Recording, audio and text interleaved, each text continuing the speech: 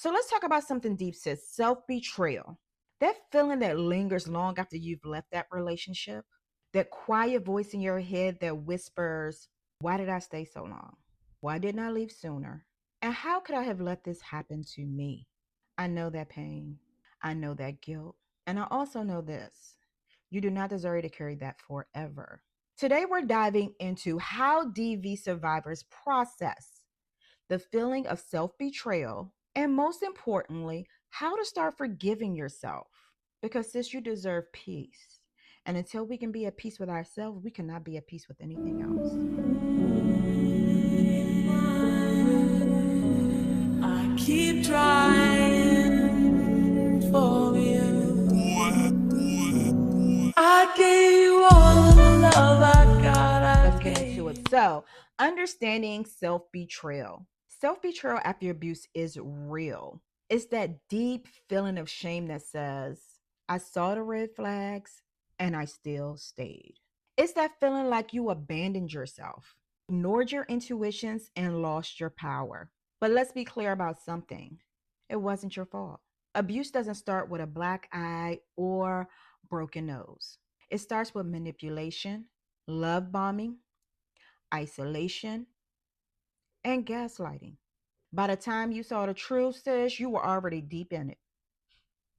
And your mind,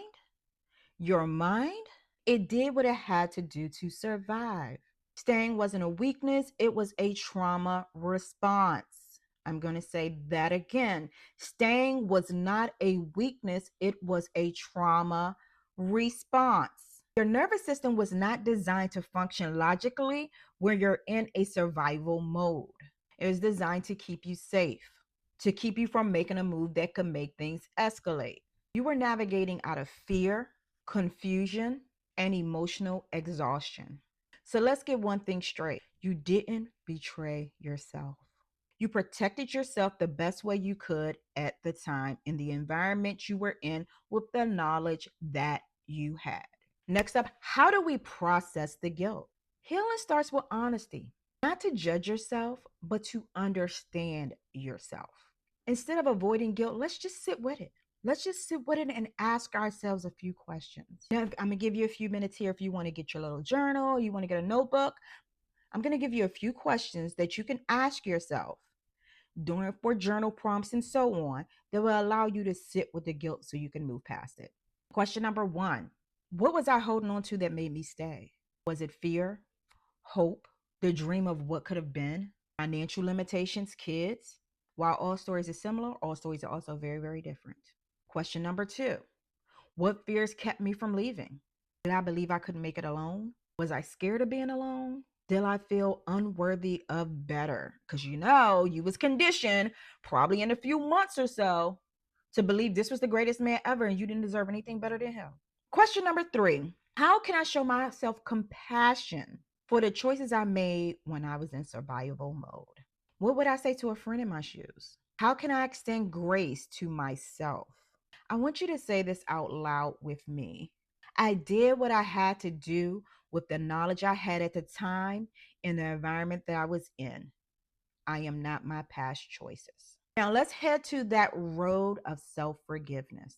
I am going to give you 10 tips to help you on this road of self forgiveness. Because, baby, if we didn't learn anything from being in that relationship where the shit was, we were stripped away from who we are slowly but surely, then we understand the importance of rebuilding self. We understand the importance of the relationship we have with self.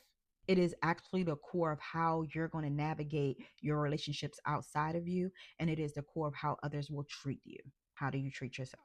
So, girl, you got to forgive yourself. If you can't forgive yourself, then you can't expect nobody in the world to forgive you for anything you've done, honey. Tip number one: separate who you were from who you are becoming. Sis, who you were was not the educated bitch you are today. You are watching this video because you know better and you want to do better. And the more you know, girl. So you're going to watch some more videos as well because we're going to wrap it all together for you. Next year is going to be your best year ever because you're going to be tapped into healing her. Okay. You are not the woman who stayed. You are evolving. You are healing. You are learning. If you wouldn't judge another survivor by her past choices, then why are you judging yourself? Give yourself grace. Tip number two, replace self blame with self understanding. Instead of saying things like, I let them manipulate me, try to say things like, I was conditioned to accept manipulation. Instead of saying, I allowed the abuse, say, I was surviving the best way I knew how. You see the difference? Reframing your thoughts will help you remove the weight of the self blame. Tip number three, acknowledge the strength that it took just to survive. Here's the truth, we have many friends and fellow victims who didn't survive. You survived something that was meant to break you, sis. I'm a yoga teacher. I'm a hot yoga teacher in the DMV area. I teach at Bikram Yoga Works, right? And one of the things I like to say is, I've been to keep from breaking.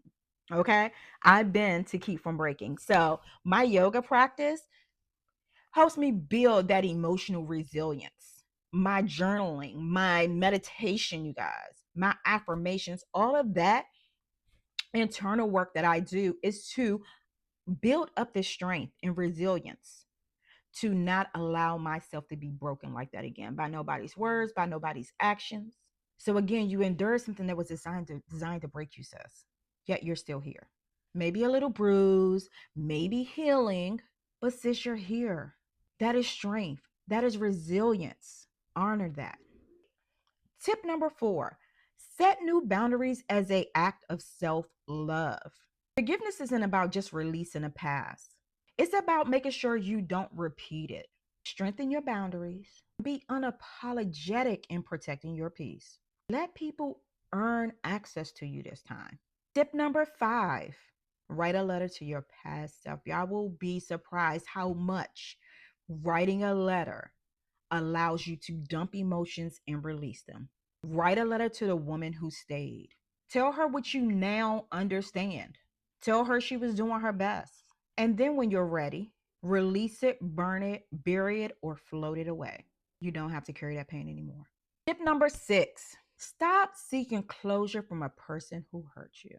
Closure isn't about apology from them, it's about deciding that this chapter is over. You're the author.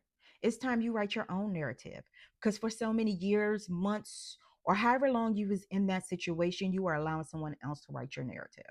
Don't wait for an explanation. Don't wait for them to see the light. Don't wait for no grand gesture of justice.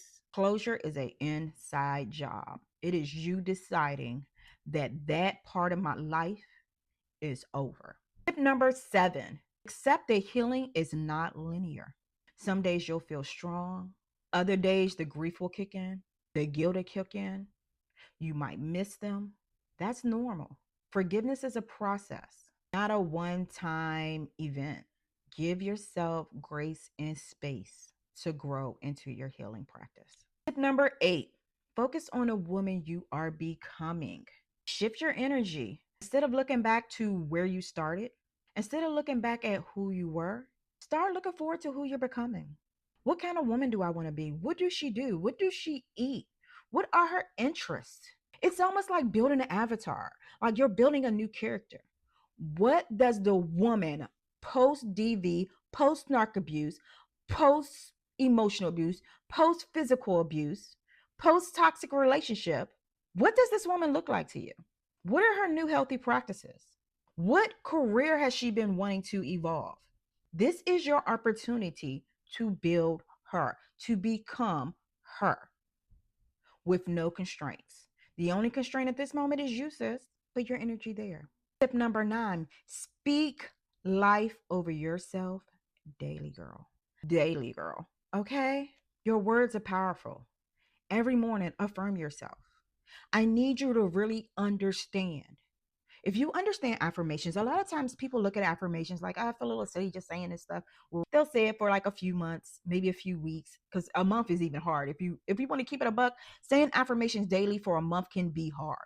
One of the tricks I often use is I create an affirmation playlist. So I put down all the songs that make me feel like the baddest bitch alive into a playlist. And if I'm in the mornings, even if I only play that playlist for maybe two or three songs, it's good enough, right?